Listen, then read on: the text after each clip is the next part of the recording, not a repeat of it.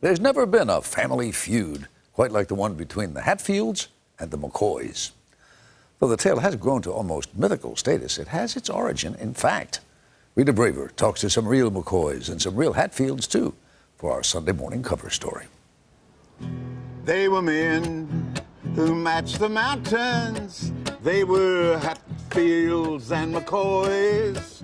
They were men matched the mountains, and they were men when they were boys. Jimmy Wofford doesn't just sing about the most famous feud in American history.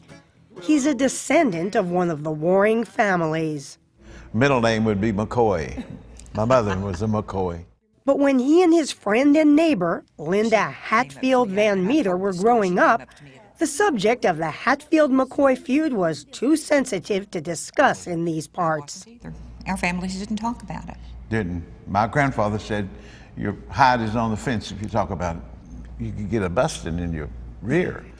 But the rest of the world is fascinated with the story of the two clans, led by Randolph McCoy, known as Old Randall, and William Anderson Hatfield, called Devil Ants, though exactly why isn't known. There's one story that his mother said he's so mean that even the devil's afraid of him. He was a tough guy.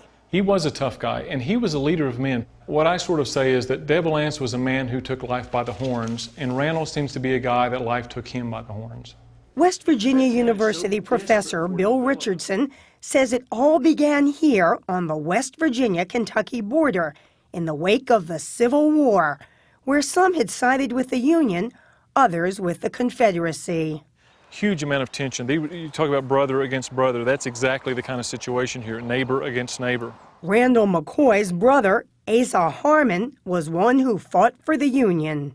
He got wounded and came home. And then some of the Hatfields, who were Southern sympathizers and Southern soldiers, tracked him down and murdered him. The Hatfields tracked down this McCoy and murdered him simply because he was a Union soldier? Absolutely. That was 1865, and so began skirmishes over land and valuable timber rights. But the next major battle came in 1878 over a hog of all things. Well, Randall McCoy got into a dispute with Devil Ance's cousin and best friend, Floyd Hatfield, over a hog. He thought that Floyd had stole his hog. And people in those days, they needed that hog for protein. It fed a family of 4 for 30 days. The case went to trial right here. This is a replica of the cabin where the local magistrate lived, who just happened to be a Hatfield. And, you guessed it, the Hatfields won. And after this trial was over, there was a murder over the hog trial. Right. The main witness for the Hatfields was out hunting, and he ran into a couple of the McCoys. They pulled their guns, the Hatfield was killed, one of the McCoys was injured, and the other one was unhurt.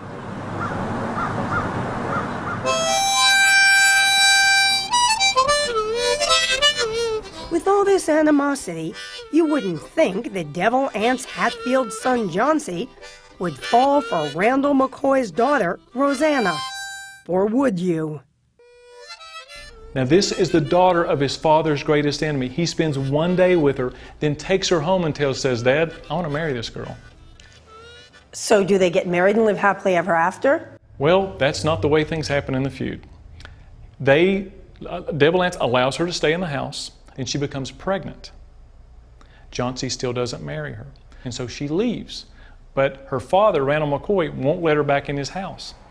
So she has to go stay with her Aunt Betty to have the baby. Rosanna's child lived only 8 months.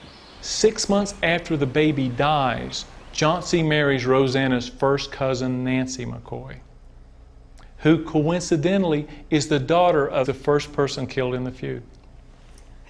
You gotta say that is a pretty amazing story. That's the reason this story has lived. It's unbelievable that these things happen, but they happen. And kept happening. In 1882, Devil Ants Hatfield's brother Ellison is murdered by 3 McCoy boys, who in turn are executed by Hatfields. As the feud escalates, the Hatfield boys get an idea. On New Year's Eve night, 1887, just before the dawn of 1888, a bunch of the Hatfields get all liquored up and drunk for New Year's. They say, hey, I've got a solution to our problem. Let's just go kill all the McCoys. Problem solved. And that's what they do. Or at least try to. There is an intense romantic excitement about these hill people. As Walter Cronkite described in the CBS reenactment, the Hatfields set fire to old Randall McCoy's home.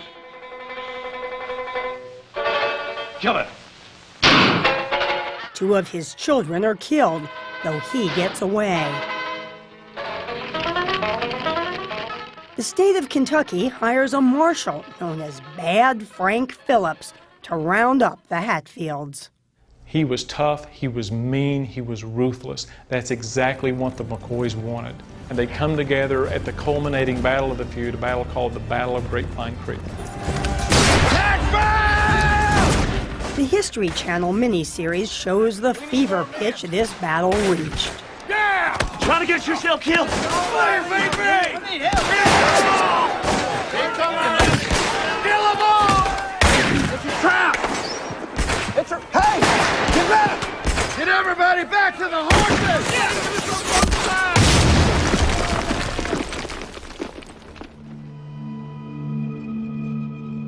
Ultimately, after cases that go all the way to the U.S. Supreme Court, 8 members of the Hatfield gang get life in jail, and 1 is hanged.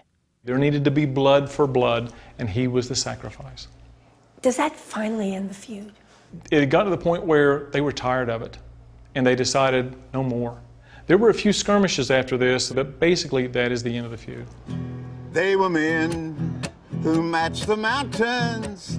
They were Hatfields and McCoys. Both old Randall McCoy and Devil Anse Hatfield lived until their 80s, their feud becoming the stuff of American legend. Even today, their descendants marvel at all the interest in the Hatfields and the McCoys. What's fun about being part of this story for you? You can laugh at what they don't know.